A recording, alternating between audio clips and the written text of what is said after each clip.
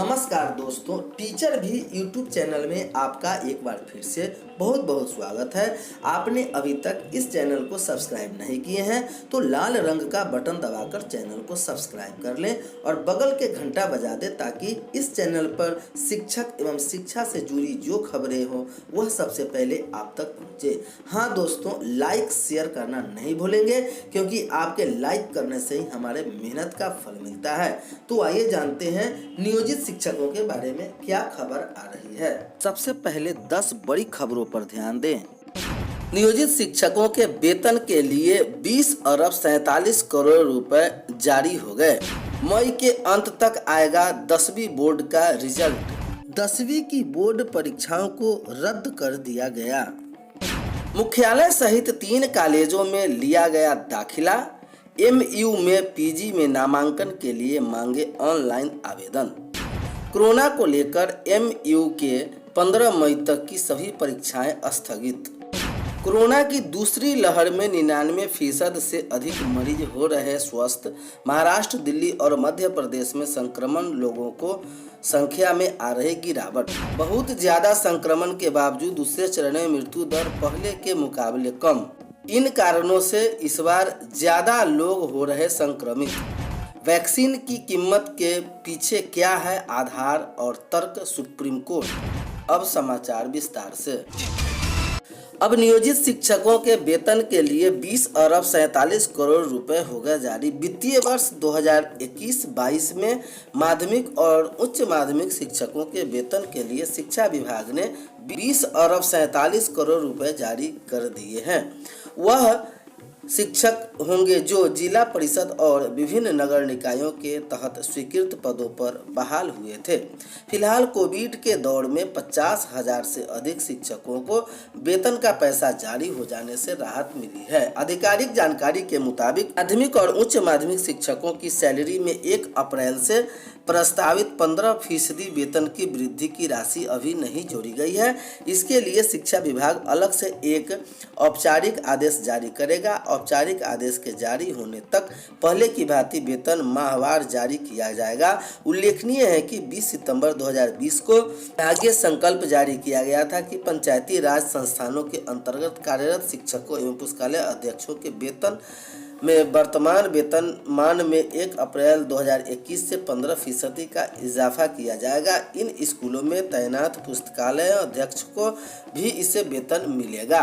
मई के अंत तक आएगा 10वीं बोर्ड का रिजल्ट। CBSE मई के अंत तक 10वीं बोर्ड का रिजल्ट जारी कर देगा। इसके लिए CBSE ने सभी स्कूलों से 15 पॉइंट पर मई के पहले सप्ताह तक रिपोर्ट भेजने को कहा है। स्कूलों को तय फॉर्मेट में स्टूडेंट की पूरे वर्ष की परफॉर्मेंस रिपोर्ट देनी है। इंटरनल असेसमेंट, प्रोजेक्ट असाइनमेंट के आधार पर मूल्यांकन की तैयारी शुरू कर दी है। इसमें प्रोजेक्ट वर्क, असाइनमेंट आदि की जानकारी बोर्ड ने स्कूल से मांगी है। स्कूलों को साप्ताहिक टेस्ट के साथ टर्म एग्जाम के शामिल स्टूडेंट्स की जारी जानकारी देनी होगी। टर्म एग्जाम में मिले अंकों का विवरण भी मांगा गया है। शैक्षणिक सत्र 2020-21 में पूरे वर्ष ऑनलाइन कक्षाओं के जरिए छात्रों को पढ़ाई हुई, इसके अनुसार ही स्कूलों को जानकारी देनी है।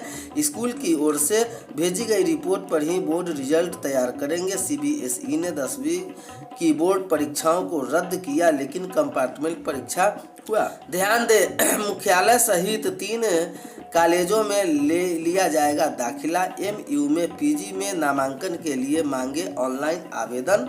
MU की 15 मई तक ही सभी परीक्षाएं स्थगित। मगध यूनिवर्सिटी मुख्यालय सहित विभिन्न स्नातकोत्तर विभागों के साथ ही मगध यूनिवर्सिटी के अंतर्गत 3 कॉलेज को स्नातकोत्तर के सत्र 2020-22 में दाखिले के लिए ऑनलाइन आवेदन आमंत्रित किए गए हैं। इसके लिए मई के पहले सप्ताह में रजिस्ट्रेशन का काम शुरू हो जाएगा। मगध यूनिवर्सिटी की वेबसाइट पर दाखिला लेने वाले स्टूडेंट इससे संबंधित जानकारी प्राप्त कर सकते हैं। मगध यूनिवर्सिटी के DSW प्रोफेसर आरपीएस चौहान ने बताया कि कोरोना संक्रमण के बढ़ते प्रकोप के मद्देनजर मगध यूनिवर्सिटी के कुलपति प्रोफेसर राजेंद्र प्रसाद ने सत्र को पिछड़ने से रोकने को लेकर पीजी में दाखिले के लिए ऑनलाइन आवेदन आमंत्रित करने का निर्देश दिया है। उन्होंने बताया कि 1 मई से मगध यूनिवर्सिटी मुख्यालय सहित गया कॉलेज, गया एस सिन्हा कॉलेज औरंगाबाद व एसएस कॉलेज जहानाबाद के पीजी के विभिन्न संकाय तथा विज्ञान, कला व वाणिज्य के दाखिलों के लिए स्टूडेंट ऑनलाइन आवेदन कर सकते हैं। इसके लिए उन्हें पहले रजिस्ट्रेशन कराना होगा।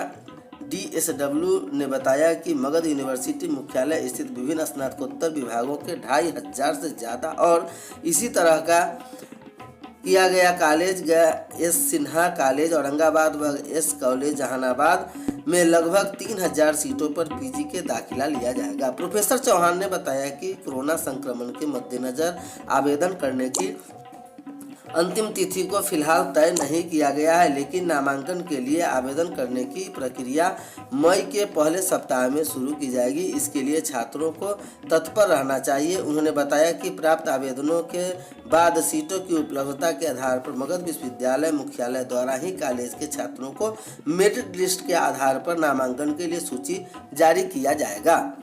एमयू की 15 मई तक सभी परीक्षाएं स्थगित। बोध गया कोरोना संक्रमण को देखते हुए मगध विश्वविद्यालय प्रशासन ने 15 मई तक के विश्वविद्यालय व कॉलेजों में पठन पाठन का कार्य ऑनलाइन जारी करने को कहा है। कुलपति के आदेश पर कुलपति के यह निर्देश जारी करते हुए कहा कि 15 मई तक मगध विश्वविद्यालय स्थित विभिन्न विभागों व कॉलेजों द्वारा ऑनलाइन पठन पाठन जारी रखा जाएगा। इसके साथ ही यह भी कहा गया कि 15 मई तक के आयोजित होने वाले सभी तरह के परीक्षाएं स्थगित कर दी गई है। निर्देशों में छात्रों से अपील की गई है कि 15 मई तक मगध यूनिवर्सिटी के मुख्यालय नहीं आए, क्योंकि यहाँ भी कई लोगों कोरोना के संक्रमित हो चुके हैं। निर्देश में शिक्षकों व कर्मचारियों के लिए अन्य कई तरह की गाइडलाइन भी जारी कर दिया गया है। बहुत ज़्यादा संक्रमण के बावजूद दूसरे चरण में मृत्यु दर पहले के मुकाबले कम। जिस तेजी से फैला उस तेजी से कम हो सकता है संक्रमण की दूसरी लहर।